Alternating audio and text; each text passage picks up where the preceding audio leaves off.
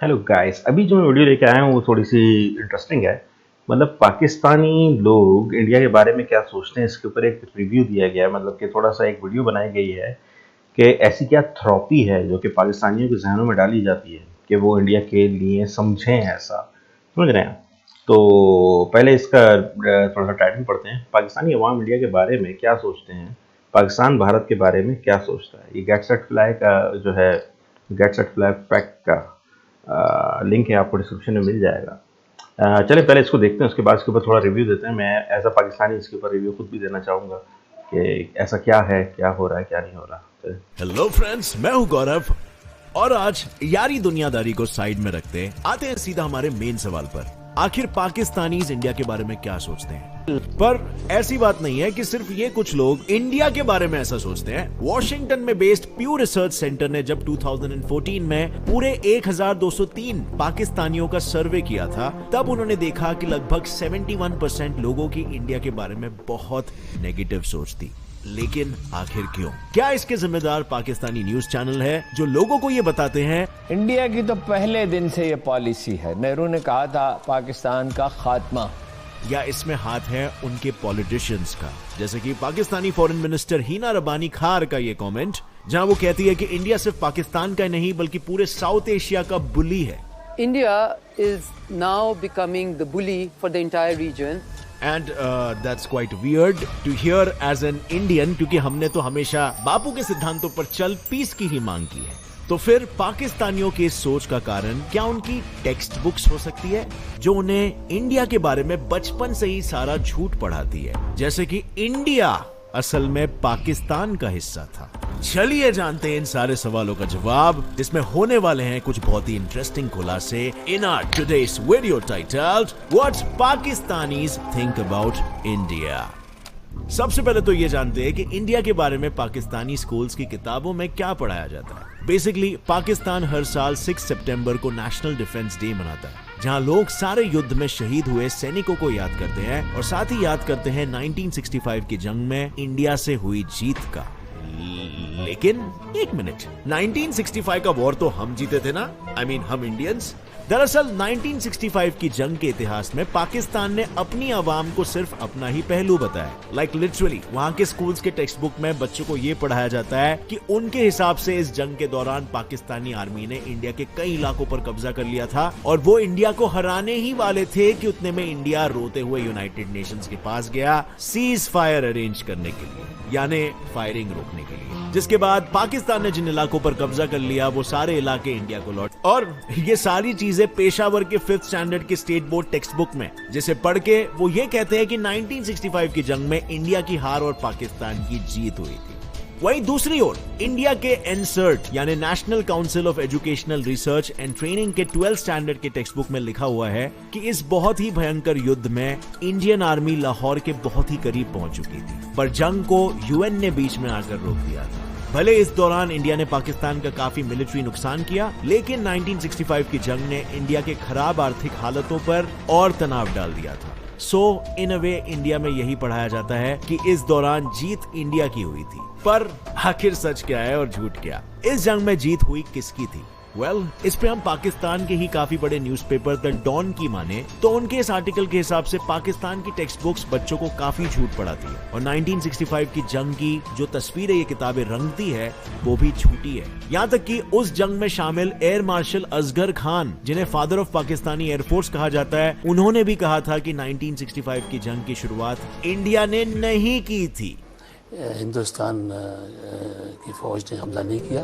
लेकिन भाई लोग, एक छोटा सा कैच आता है यहाँ पर। हर कोई देश अपने देश के बारे में अच्छी पिक्चर सामने दिखाता है, फिर चाहे वो इंडिया हो या पाकिस्तान, और इसीलिए हमें एक इंटरनेशनल पर्सपेक्टिव की जरूरत पड़ती है। जैसे कि पॉल एम मैकगार की किताब the cold war in south Asia, जिसमें 1945 से लेकर 1965 तक इंडिया और पाकिस्तान और पूरे साउथ एशिया में क्या क्या चल रहा था, क्या ग्लोबल पॉलिटिक्स चल रहे थे, वो सबको बड़े ही एक्यूरेटली एक फॉरेन पर्सपेक्टिव से बताया। या फिर शेल हॉरोविट्ज की किताब में भी साउथ एशिया में क्या क्या पॉलिटिक्स चल रहे थे, क्या कोल्ड वॉर चल रहा था, वो भी आप बड़ी एक्यूरेसी से जान सकते हो। फ्रेंड्स, आप लोग मुझे इतना जानते हो, आप आप ये भी बात जानते हो कि मैं हमेशा बुक रीडिंग पे फोकस करता हूं और आप लोग को भी यही रेकमेंड करता हूं, क्योंकि मेरे हिसाब से ये लर्निंग का एक बहुत ही अच्छा सोर्स होता है। बट मैं ये भी जानता हूं कि आप लोग मॉडर्न जमाने में बिलोंग करते हो और किसी के पास टाइम नहीं होता, और इसीलिए इस दिवाली में मैं कुछ अलग करना चाहता हूं। टीम गेट सेट फ्लाई ने टीम अप किया है टीम कुकू एफएम के साथ इस दिवाली सिर्फ आपके घर में ही नहीं बल्कि आपके दिमाग में भी ज्ञान का दिया जलाने के लिए। कुकू एफएम एक ऐसा ऐप है जिसमें अगर आप एक बिजी हो और बुक रीडिंग के लिए समय नहीं निकाल पाते हो तो कोई बात नहीं, आप मल्टीटास्किंग करते हुए यहाँ पे बुक्स को सुन सकते हो in audio format. Kuku FM में आपको इंडियन हिस्ट्री और इंडियन फ्रीडम फाइटर्स के ऊपर भी काफी सारी किताबें मिल जाएगी, जिसमें ढेर सारा वेल्थ ऑफ इंफॉर्मेशन भरा है। और सिर्फ इंडियन हिस्ट्री की, उसमें आपको ढेर सारे जॉनरास के बुक्स मिलते हैं, जैसे कि finance, motivation, self development, leadership, money knowledge, personality development, career और इवन एकेडमिक्स जैसे कि हिस्ट्री, ज्योग्राफी और साइंस। और ये सब वर्निकुलर ऑडियो फॉर्मेट में, और वो भी कितने रुपए में आपको पता है? वेल, इस दिवाली एक माइंड ब्लोइंग ऑफर है। आपको 50% ऑफ मिल रहा है, मतलब सिर्फ 199 रुपीज में आपको 1 ईयर का सब्सक्रिप्शन मिल रहा है इतने सारे ज्ञान के लिए। या फिर आप मेरा कूपन कोड यूज कर सकते हो दिवाली 50, इतना सारा वेल्थ ऑफ इंफॉर्मेशन के एक्सचेंज में। अब फ्रेंड्स, अगर आप वाकई में क्यूरियस हो और नॉलेज की रियल वैल्यू जानते हो तो आप समझ गए हो कि ये प्रीटी मच लूट है। तो रुके क्या हो, being an esteemed member of get set fly family, click on the link below and go download Kuku FM app now और इस दिवाली ज्ञान की दिवाली चलाना। वैसे दिवाली हम मोस्ट ऑफ द इंडियंस के लिए न्यू ईयर जैसा होता है, तो इस new year let's prioritise knowledge and learning, जिसके बारे में 5th स्टैंडर्ड के बुक्स में पेशावर के स्टेट बोर्ड्स के टेक्स्ट बुक कहते हैं कि 1965 की जंग के बाद ईस्ट पाकिस्तान, जो कि बांग्लादेश बना, में रहे हिंदुओं की मदद से इंडिया ने वहां के लोगों को वेस्ट पाकिस्तान के खिलाफ भड़काया और फिर दिसंबर 1971 में इंडिया ने खुद ईस्ट पाकिस्तान पर हमला बोल दिया। इसी षड्यंत्र के कारण ईस्ट पाकिस्तान हमसे अलग हो गया। इसीलिए हम सबको मिलिट्री ट्रेनिंग लेनी चाहिए और दुश्मनों से लड़ने के लिए तैयार रहना चाहिए। वहीं इंडिया के 12th स्टैंडर्ड की पॉलिटिकल साइंस टेक्स्ट बुक में लिखा गया है कि वेस्ट पाकिस्तान के लीडर्स ईस्ट पाकिस्तान के लोगों को सेकंड क्लास सिटीजन्स की तरह ट्रीट करते थे, जिससे तंग आकर वहां के बंगाली पॉपुलेशन ने उनके खिलाफ वोट करके प्रोटेस्ट किया। लेकिन पाकिस्तानी रूलर्स ने उनके इस डेमोक्रेटिक वर्डिक्ट को एक्सेप्ट नहीं किया। उसके बजाय उनकी आर्मी ने 1971 में ईस्ट पाकिस्तान के लीडर शेख मुजीबुर रहमान को अरेस्ट कर लिया और ईस्ट पाकिस्तान के लोगों पर अत्याचार करना शुरू कर दिया, जिसे ऑपरेशन सर्च लाइट कहा जाता है। इसके रिस्पॉन्स में वहां के लोग बांग्लादेश को पाकिस्तान से अलग करने के लिए लड़ने लगे। 1971 के दौरान बांग्लादेश से करीबन 80 लाख रेफ्यूजीज भागकर इंडिया आए थे और उस वक्त इंडिया ने बांग्लादेश को उसकी आजादी की लड़ाई में मॉरल और मटेरियल सपोर्ट दिया। असलियत यह है कि इस वॉर की शुरुआत पाकिस्तान ने ही अपने ऑपरेशन चंगेज खान से की थी, जिसके तहत दिसंबर 3, 1971 की शाम को पाकिस्तानी एयरफोर्स ने 11 इंडियन एयर स्टेशंस पर हवाई हमले किए थे। जिसके बाद इंडिया, जो अब तक इंटरनेशनल प्लेटफॉर्म्स पर बांग्लादेश के लिए आवाज उठा रहा है, उसने हथियार उठा लिए और यहां से शुरुआत होती है 1971 की जंग की। पर अगर आपको और भी डिटेल में 1965 और 1971 की जंगों के बारे में जानना है तो ऊपर दिए हुए आई बटन में जो वीडियो है उसे क्लिक करके देख सकते हो।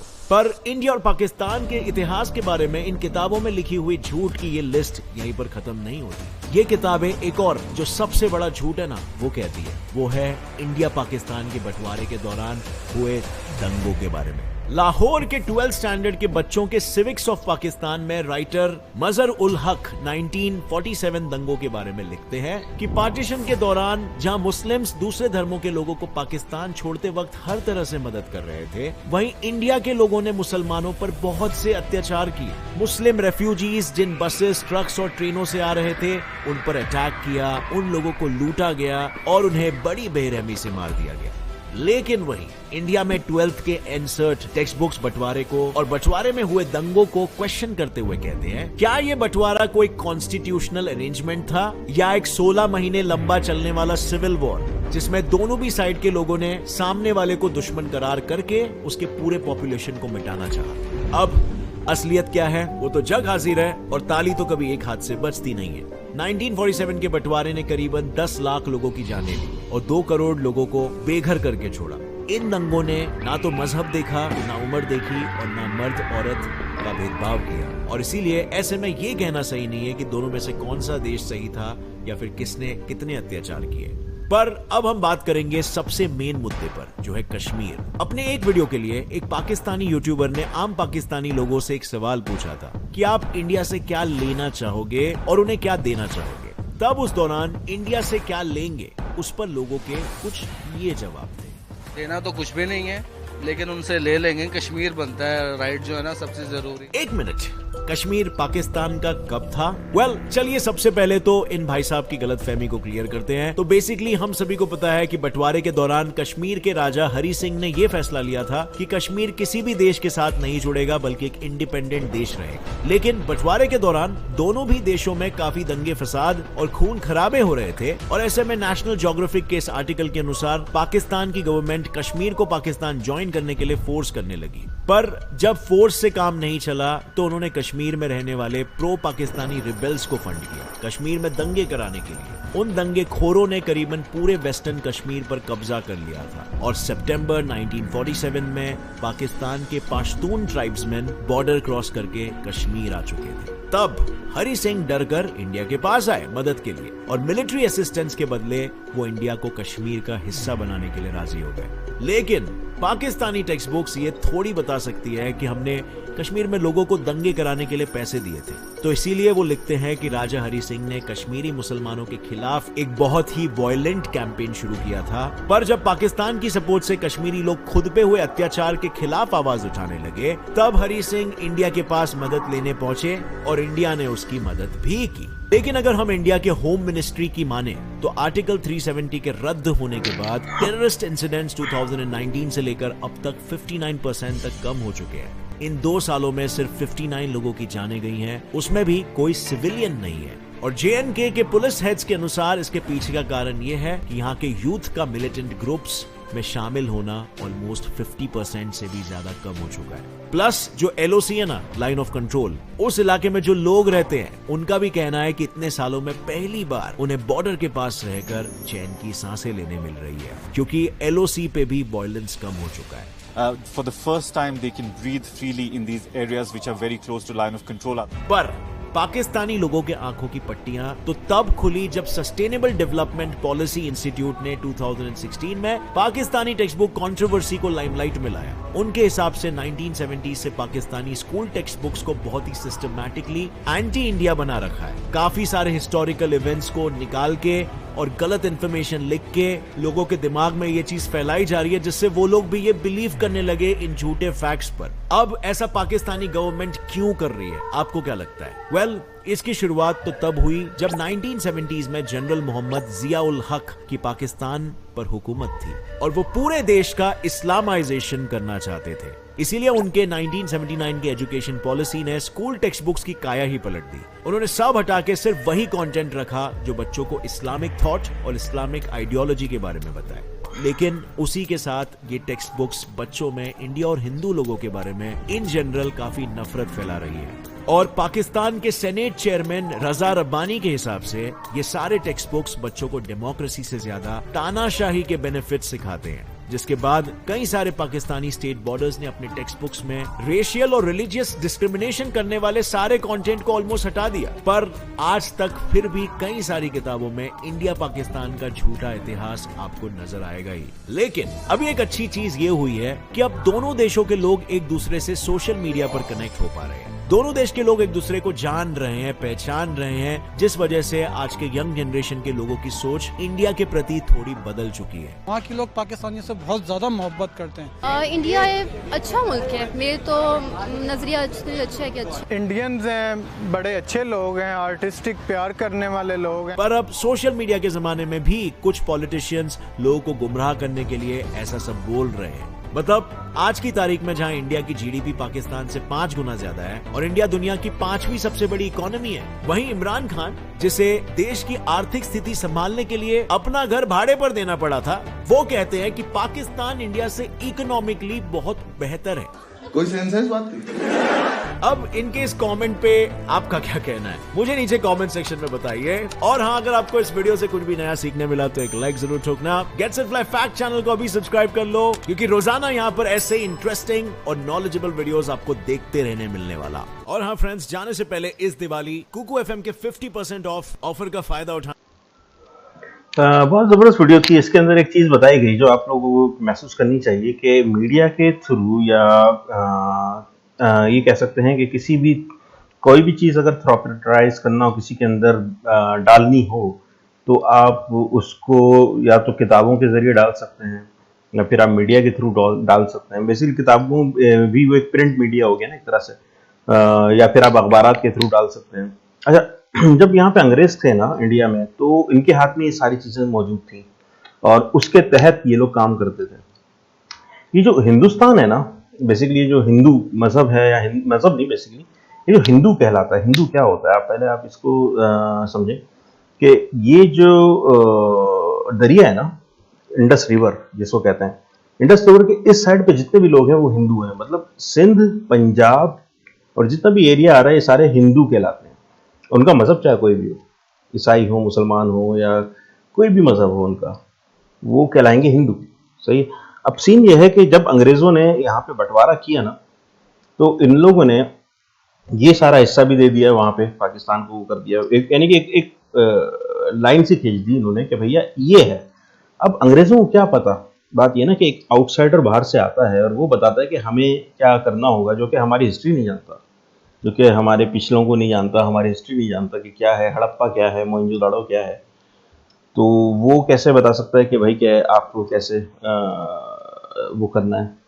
तो डिस्प्यूट बेसिकली यही है कि आप ये देखें कि यहाँ का मीडिया और वहाँ का मीडिया दोनों अपनी अपनी तरफ से अपनी अपनी थ्रोपी कर रहे हैं। अच्छा, कोई इतना बड़ा अंतर नहीं है, बीच में सिर्फ एक लाइन है और वो भी क्रॉस हो जाती है जब वीज़े लग जाते हैं। वहाँ के लोग यहाँ के लोग वहाँ आ जाते हैं। लेकिन ये कि जो नॉलेज इधर फीड की गई है और जो नॉलेज वहाँ फीड की गई है, तो वो सिर्फ ये फीड की गई है क्योंकि वो इंडियन है तो वो तुम्हारा दुश्मन है, और वहाँ के लोग क्योंकि वो पाकिस्तानी है तो वो तुम्हारा दुश्मन है। और इसमें कोई दो राय नहीं। और अगर मसला है तो लाओ हम फिर तुम्हें किताबें छाप छाप के बताते हैं कि ये कैसा दुश्मन है। फिर वो ब्रीफ करते हैं भाई ये इस तरह दुश्मन है, इस तरह दुश्मन है, यूँ हुआ था, समझ, ऐसे किया था, ये सारी चीज़ें था में चली जाती हैं, समझ रहे। अभी क्या है ये कोई नहीं बताता, समझ रहे।